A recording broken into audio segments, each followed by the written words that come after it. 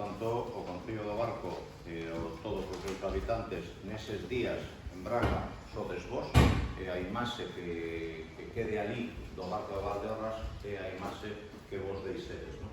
Por lo tanto, primeiro, vades a participar. O importante é participar.